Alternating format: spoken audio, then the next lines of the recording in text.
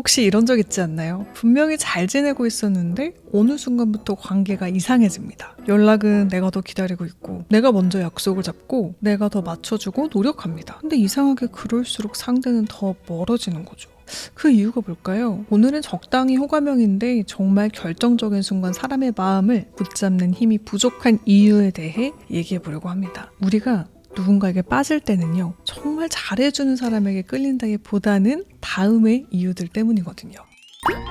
히렌초입니다. 나 정도면은 참 괜찮은 사람인 것 같은데 나를 미친 듯이 좋아하는 사람은 없을까? 뭐 이런 생각을 해보신 적이 있다면요, 내가 부족하거나 엄청 나빠서가 아닐 수 있습니다. 내 성격이 나빠서라기보다는 오히려 너무 착해서 무난해서 그럴 확률이 높습니다. 사회생활을 잘 하는데 유독 그 한 끝에 매력이 부족했다 라는 생각이 드신다면요, 지금부터 제가 하는 얘기를 끝까지 잘 들어주세요. 이런 주제를 오랜만에 준비한 이유는요, 저도 요즘 싱가포르에서 완전히 새로운 사람들을 만나고 있거든요. 여기서 산 지 이제 2년이 돼가는데 나이스하고 예의 바르고 좋은 분들 많습니다. 하지만 정말 다시 보고 싶은 사람, 정말 친해지고 싶다 하는 분들이 특히 잘하시는 게 있더라고요. 요거를 모르시면요, 호감형, 사회생활 잘하는 유형, 좋은 사람에서 머무를 수 있습니다. 호감형은 안전한 사람이죠. 사회생활하기 좋습니다. 정말로 누군가를 내 매력에 빠져들게 하고 싶다, 정말로 가까워지고 싶다, 그 이상이 되고 싶다 한다면 한 단계 더 나아가셔야 합니다. 매력을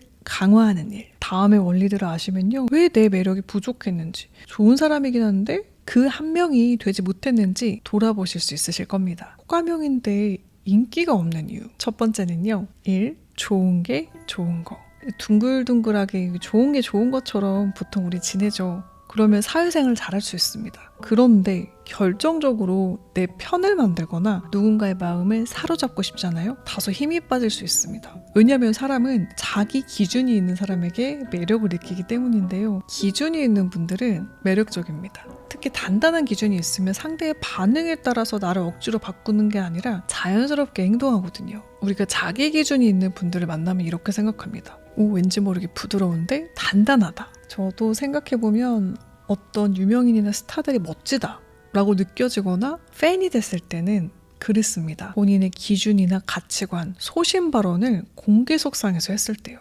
자신을 비난할 사람들이 분명히 있을 것임을 알면서도, 반대 입장의 사람들이 있음을 알면서도 용기 내어서 소신을 밝히는 거죠. 그러면 그분들에게 마음이 확 가는 사람들이 생깁니다. 제가 과거에 그랬던 것처럼요. 이거 직장에서도 그렇거든요. 모두에게 좋은 상사가 과연 있을까요? 연차가 높아질수록 느꼈습니다. 우리 팀의 좋은 상사, 팀원이 좋은 상사는요, 다른 팀의 입장에서 혹은 상사의 상사 입장에서는 악역이 될 수도 있습니다. 악역을 맡을 줄도 알아야 합니다. 기준이 없고 모두에게 맞추려는 사람, 모두에게 좋은 사람은 결국 아무에게도 좋은 사람이 되지 못하더라고요. 반대 입장에서도 그래요. 상사가 좋아하는 후배, 의외로 항상 예스, 좋은 게 좋은 거인 후배가 아니죠.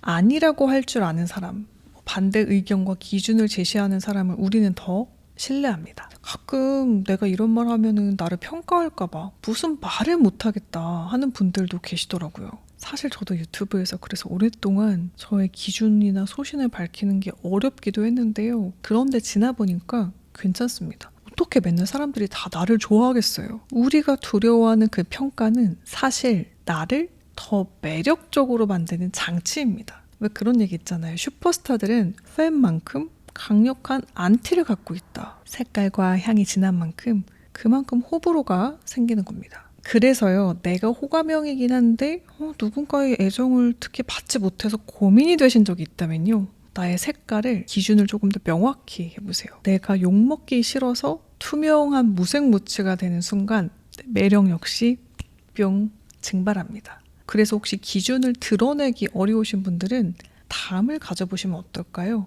바로 평가받을 용기입니다. 평가받을 용기 어렵죠. 하지만 한 번쯤은 평가받아도 괜찮아, 남이 날 평가 좀 하면 어때? 라고 내려놔 보시는 건데요. 그래서 그 전에 평가받아도 괜찮은 어떤 기준을 세워보시는 것이 좋습니다. 이 부분은 평가를 해도 상처를 덜 받겠다 하는 것들 말이죠. 그리고 정말 단단한 주관, 확실한 나의 뜻이 있잖아요. 그러면 남이 뭐라고 하든 안 하든 신경 쓰지 않습니다. 예를 들어 내 취향에 대해서 누가 뭐라고 하든 말든 기죽지 않고 저는 이런 음악을 좋아해요. 그게 어때세요? 라고 말할 수 있는 것처럼요. 사실 제 영상의 조회수가 잘 나오잖아요. 그럼 다양한 평가가 달립니다. 악플도 달려요. 말투가 어떻네, 뭐 얼굴이 어떻네, 내용이 어떻네, 막 저를 비난하는 악플들이 달리는데요. 사실 저도 이제 7년 차가 되었습니다. 이 정도 되니까 어떤 생각이 드냐면 유튜버에게 악플은 세금과 같다고 하거든요. 돈을 많이 벌면 세금을 내야 되는 것처럼 조회수가 높으니까 악플이 달릴 수 있구나. 잘 되면 무조건 반대파가 있으니까 나를 드러내는 것을 너무나 두려워하지 않기로 했습니다. 그럴 때 저의 매력과 개성이 더 강해지더라고요. 우리 히릿들도 혹시 평가가 두려워서 늘 표현을 못하셨다면요. 지금 댓글 한번 연습해 보시는 것도 추천해드려요. 나는 이걸 좀 싫어해요. 이건 좋아해요. 라는 기준 말이죠. 요게 평가받을 용기의 첫걸음입니다. 이상하게 호감형인데 인기가 없다 하시는 분들의 두 번째 특징은 바로 매쳐.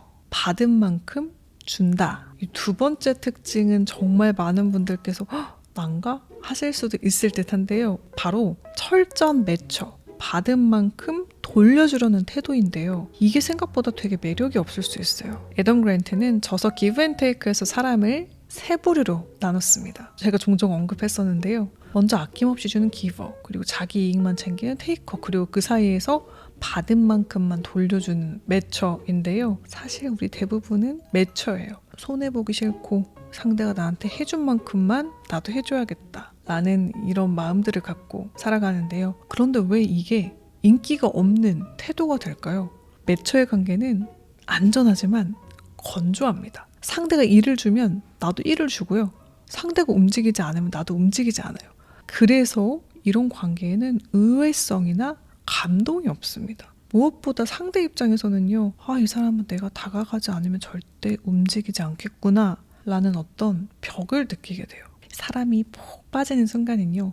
예측 가능한 순간이 아닙니다. 바로 의외성이 있을 때인데요. 내가 줬으니까 저 친구도 생일 선물을 주겠네? 요거는 감동이 좀 덜하죠.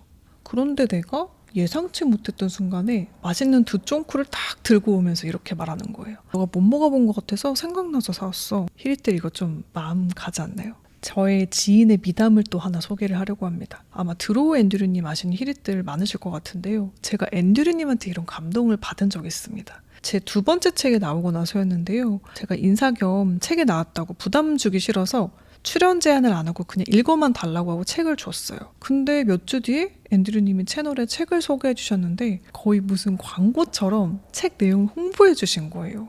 그때 받은 감동을 어찌 말할 수 있을까요? 제가 딱히 해드린 것도 없었는데 그러니까 기부가 없었어요. 그런데 그냥 해주신 거죠. 아직도 참 감사한 마음뿐입니다. 그래서 왜 많은 분들이 앤드류님을 그렇게 좋아했는지 또 크게 공감된 순간이기도 했는데요. 그런데 내가 이렇게 선의를 표하고 싶어도 이런 생각이 들 때가 있죠. 나는 좋은 마음인데 상대가 부담스러워하면 어쩌지? 그런데 반대로 사람들이 푹 빠지는 사람들을 보면요. 또 다른 용기가 있습니다. 바로 거절당할 용기인데요.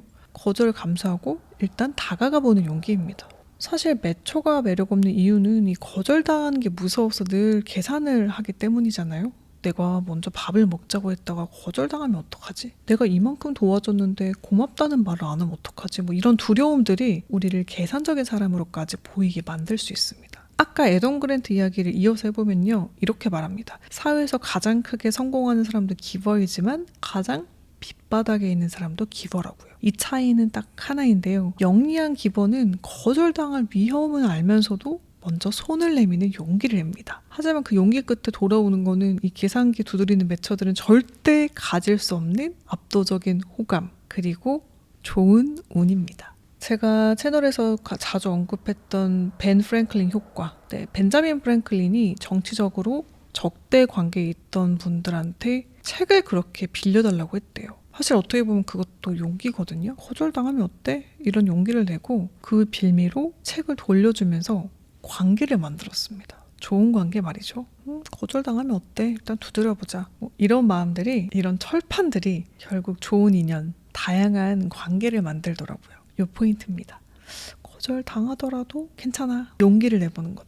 나만의 매력을 갖추는 시작이 될 수 있습니다. 혹시 히릿들도 거절당할까봐 망설였던 부탁이나 다가가고 싶었던 사람이 생각나신다면요. 잠깐 영상 멈추세요. 한번 미친 척 톡을 써보시는 걸 추천해드립니다. 뭐 나가셔도 돼요. 얼른 연락하세요. 만약에 설령 거절당하더라도 이거는 우리가 부족해서가 아닙니다. 그냥 상황이 안 됐던 거라고 생각해 주시면 좋을 듯해요. 이게 바로 거절당할 용기입니다. 과명인데 유독 매력이 없는 사람의 특징 3번째. 모든 사람에게 잘해준다. 드디어 마지막 3번째 이유.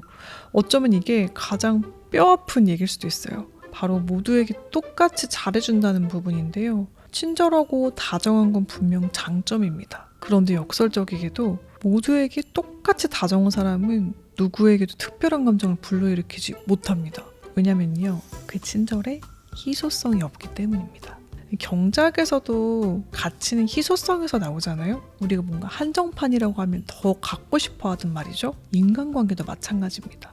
누구에게나 좋다 하는 어떤 강아지들보다 평소에는 되게 도도한데 나한테만 갑자기 살짝 곁을 내주는 고양이가 있잖아요. 그럼 우리가 더 열광할 때가 있습니다. 그 이유는 바로 선택받았다는 그런 느낌 때문인데요. 모두에게 잘해주는 사람의 친절은 어떻게 보면 기본값처럼 느껴질 수 있어요. 그래서 어느 순간 그 사람의 진정성도 의심이 될 수가 있습니다. 하지만 평소에 자기 기준이 명확한 사람이 손을 내밀잖아요. 그러면 그게 더 특별하고 기분 좋게 느껴지는 것이죠. 아까 말씀드린 애덤 그랜트 얘기를 한 번만 더 해보면요. 성공하는 기버의 특징 중 하나로 또 이기적일 정도로 이타적인 면모를 꼽았습니다. 그러니까 무조건 퍼주는 게 아니라 내 에너지와 자원을 누구한테 쓸지 선택한다는 건데요. 반면 이 매력 없는 기버는 거절을 못해서 모두한테 잘해주려다가 정작 중요한 사람에게 쓸 에너지를 잃어버립니다. 사람들은 본능적으로 알거든요. 이 사람이 나를 진짜 좋아해서 잘해주는 건지 아니면 그냥 거절을 잘 못하는 성격이라 모두에게 친절한 건지를요. 이 전자는 감동을 주지만 후자는 잘못하면 만만함을 줄 수 있습니다. 저도 이 부분을 느낀 적이 있습니다. 모두에게 친절한 분 참 좋죠. 그런데 좀 어려워 보이는 분이 어느 순간에 저랑 대화를 나누다 이러는 거예요. 아, 희래님 볼수록 저랑 대화가 참 잘 통하시네요. 왜 그런 마음 들 때 있잖아요. 저 사람이 다가와 주니까 나 꽤 괜찮은 사람이네? 이런 자존감이 높아지는 순간들. 그런 순간을 만들어주는 사람 참 매력적이겠죠. 사실은 나이 들수록 나 좋다고 하는 사람 정말 귀합니다.